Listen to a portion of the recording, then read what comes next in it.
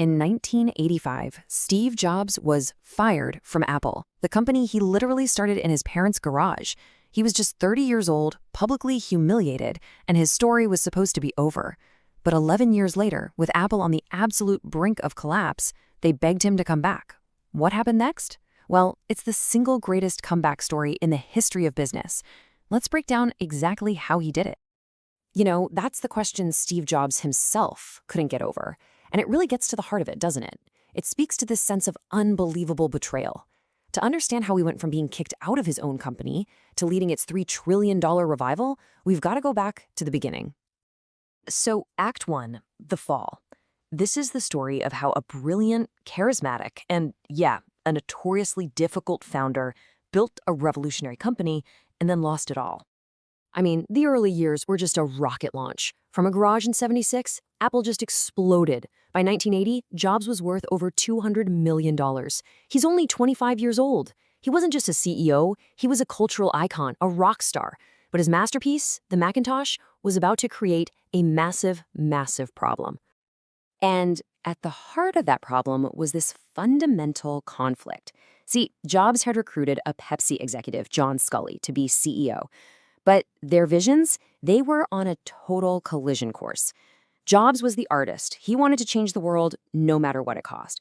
But Sculley, he was the professional manager. He had to answer to shareholders, especially as Macintosh sales started to falter. Jobs wanted to slash the Mac's price and just pour money into advertising. Sculley knew that was a gamble that could literally bankrupt the company. The tension finally boiled over. It came down to a final dramatic boardroom showdown. It was Jobs versus Sculley, the visionary founder against the professional manager he himself had hired. The Apple board had to choose. They chose Sculley. Steve Jobs was stripped of all operational duties at the company he created. He was out, publicly and brutally cast aside. Now, for most people, the story would end right there. But for Jobs, this was just the beginning of a long, painful, and absolutely necessary journey. Act 2, The Wilderness. These next 11 years, they'd be defined by failure, by struggle, and by an immense amount of learning. It was in this period that Steve Jobs, the brilliant founder, was forged into Steve Jobs, the legendary CEO. So his first move was to start Next Computer. This was his revenge project, a perfect, beautiful machine. But it was also a commercial disaster. The computers were just way too expensive. And yet, the failure of Next taught him a critical lesson about the power of software. The operating system they built, Next Step, was light years ahead of its time. Now remember that detail. It becomes very important later. At the same time, he bought this small computer graphics company from George Lucas for $10 million and named it Pixar. For nearly a decade, it was a money pit.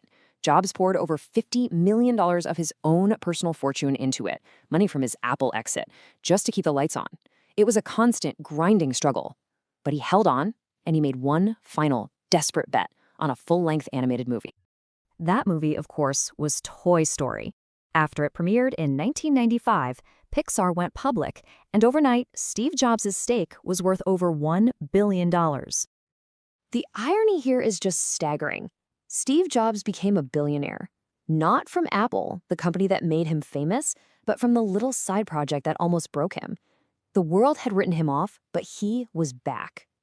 Those 11 years in the wilderness, they forged a completely new leader. From Pixar, he learned patience. From Next's failure, he learned focus, the brutal discipline to kill 1,000 good ideas for one great one.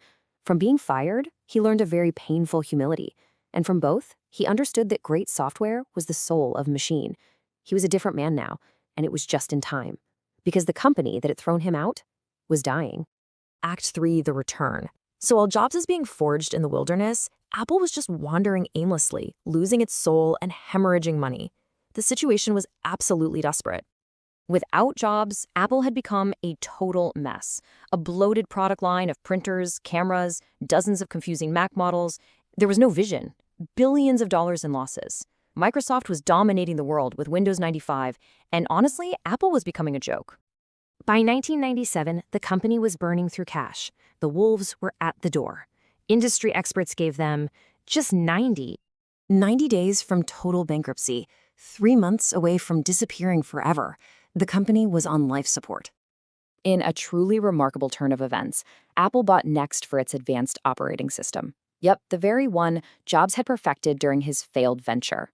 And with that deal, the founder came home, first as an advisor, and then as the company stared into the abyss as its interim CEO. And that brings us to Act 4, the revolution.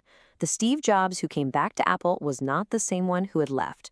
He was seasoned, he was focused, and he was absolutely ruthless in his strategy to save the company. His first move was just brutal. He took Apple's sprawling line of 350 different products and he killed almost all of them. He drew a simple 4-quadrant grid on a whiteboard, a consumer desktop and a laptop, and a professional desktop and laptop. That was it. That was the new Apple. He would later say that focus just means saying no to 1,000 other good ideas. And with that intense focus came a series of products that didn't just save Apple, they changed our entire culture. The iMac in '98, the iPod in 2001, putting 1,000 songs in your pocket, the iPhone in 2007, which changed literally everything, and then the iPad in 2010. Each one was an absolute masterclass in beautiful design and the perfect fusion of hardware and software. Which brings us to the legacy of this incredible story, because it's so much more than just a business turnaround. It's a testament to the power of resilience. The numbers are just mind-blowing. When Jobs returned in 1997, Apple was worth less than $3 billion. By the time of his passing in 2011, it was worth $350 billion. Today, it stands as the world's first $3 trillion company. But in the end, Jobs himself said it best. The heaviness of being successful was replaced by the lightness of being a beginner again. That devastating failure, the public humiliation, it was the awful-tasting medicine that he needed. It forced him to learn the very lessons that allowed him to come back and build the most valuable company on earth. And his story proves that our greatest failures are often not the end. Sometimes they are the painful, necessary beginning of our greatest comeback. Which really leaves just one final question for you. What is your biggest setback preparing you for? Like and subscribe.